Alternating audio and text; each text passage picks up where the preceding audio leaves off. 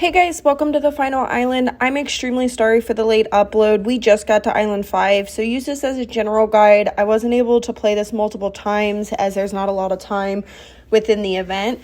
Start with your hero, set her on strong, put out a spike, put it on automatic, and make it a mob shredder. It's going to be a 0, 3, 2. The automatic is going to go wherever the balloons or the mobs or whatever's first that's going towards the edge of the track or towards the back end of the track. So that automatic feature is going to be very, very beneficial.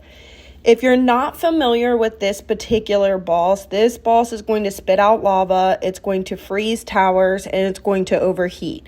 It is also going to take out of range of your towers. So where typically something would have a lot more range, when the boss impacts or puts rocks or lava on it, it takes away range on particular towers. So one of the key pieces that are going to be beneficial here is going to be the alchemist to buff towers. When you use the alchemist and you pair it next to towers, it gives extended range. So that range that is being taken off is going to help as we put more and more alchemists and kind of get it back to that normal range and also put out additional towers. This particular boss is going to be pretty tedious. It's going to be pretty much mob shredders throughout the entire map, especially with the amount of towers that we have. The goal is to put out as many mob shredders as you can, since it's going to circle each loop in this one and the next one and the following one, while also building defense. The other piece to this is putting out those alchemists to buff the mob shredders. So additional spikes go out and they get additional range. So you're going to see me pair alchemist all throughout the mob shredders and put them throughout all of them. So not just one, but you're going to see me put several of them. We do need to watch for our balloon defense cleanup. That's why we have the engineer monkey towards the first half of the map. You're going to want to put that there. And then in the back end, I'm going to put a druid and make it a 140 paired with a village to detect camo.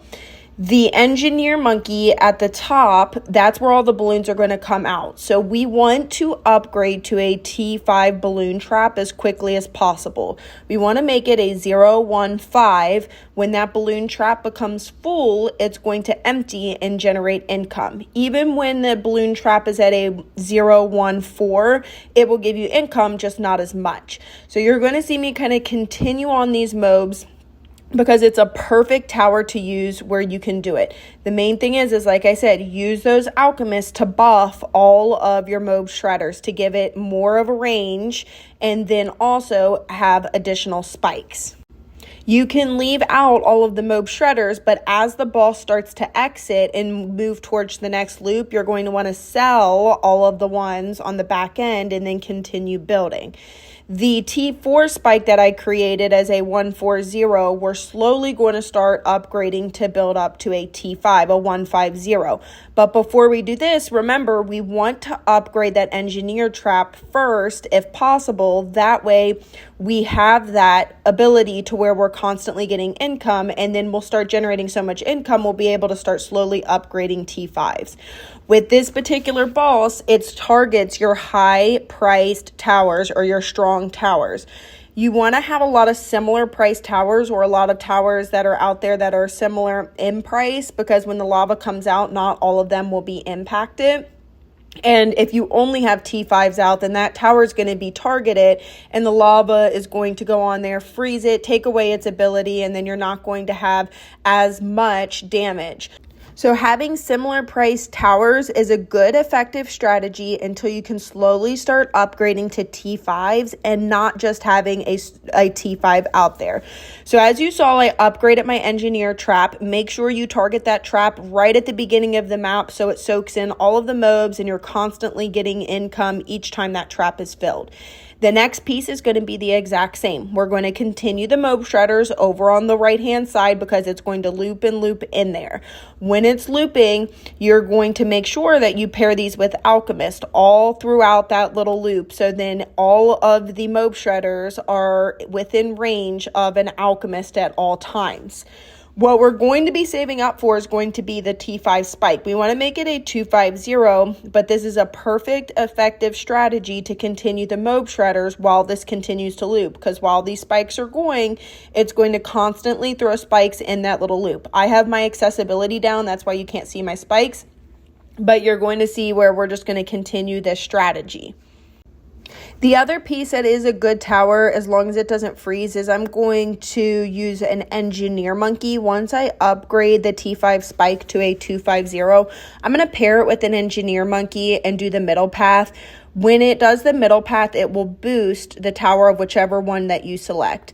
The thing is, it's kind of trial and error with this, because as that lava comes out and freezes towers and then that bar heats up, it takes away those ability or freezes those abilities to where you can't use them. So using that engineer monkey, you might not always have the ability. When I do put it out, I use a tech bot and target the engineer monkey to where anytime that it would auto refresh to its ability, the little wrench to where it can boost, it will automatically do that. So that's why I'm going to use and pair that with a tech bot just to kind of help with it.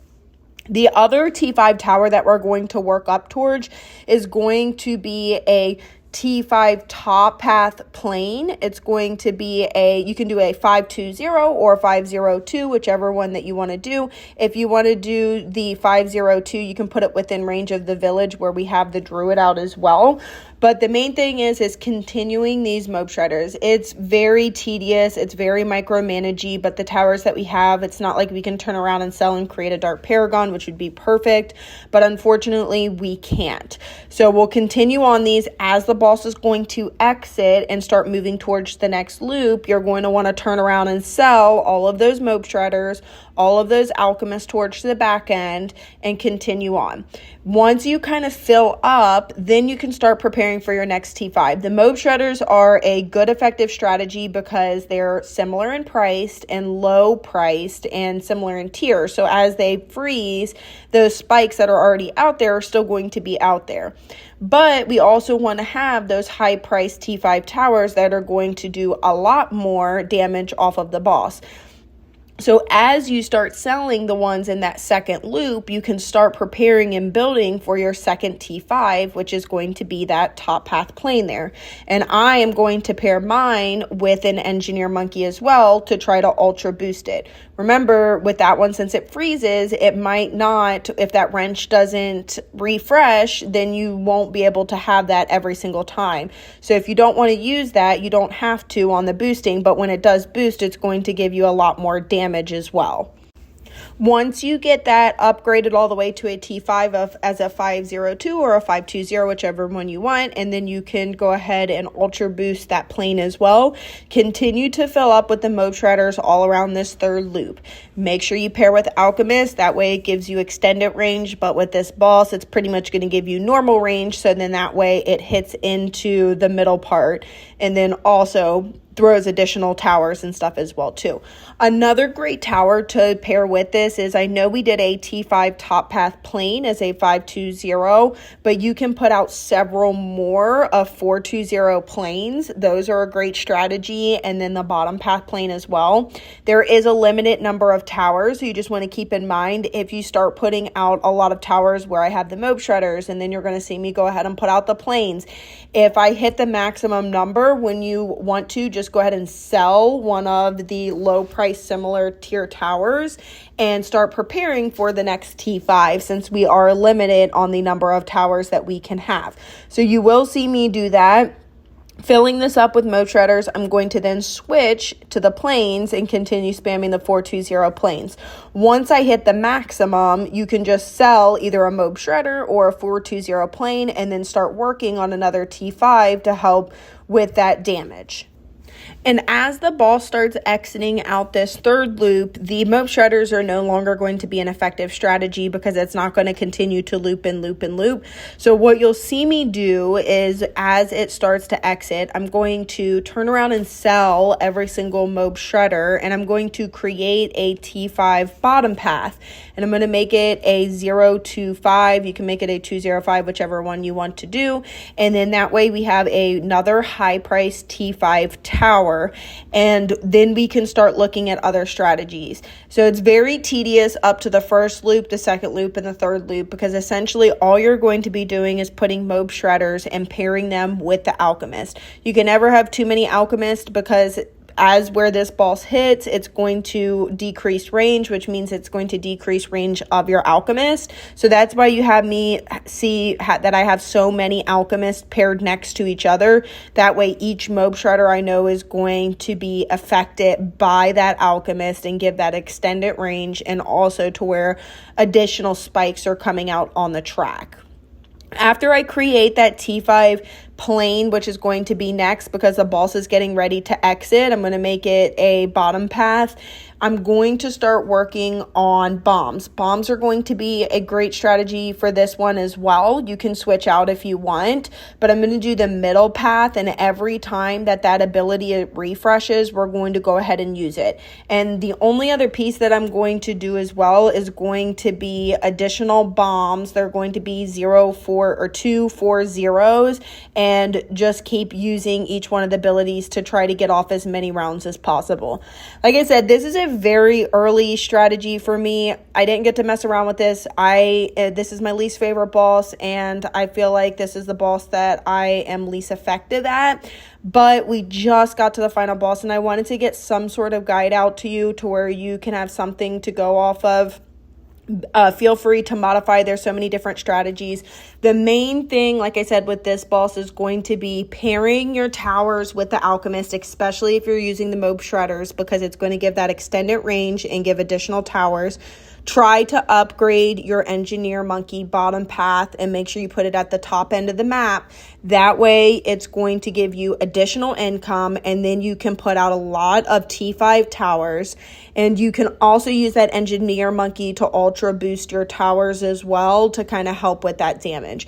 But that's it, guys. Feel free to modify how you want. Extremely sorry for the late upload. We're going to be adding and removing some people. And as always, I hope you guys have an amazing weekend. If you want to support me in-game, my in-game creator code is mthegoddess, just like my YouTube channel. And I appreciate you guys all so much. Make sure you drop a like and subscribe. Bye, guys.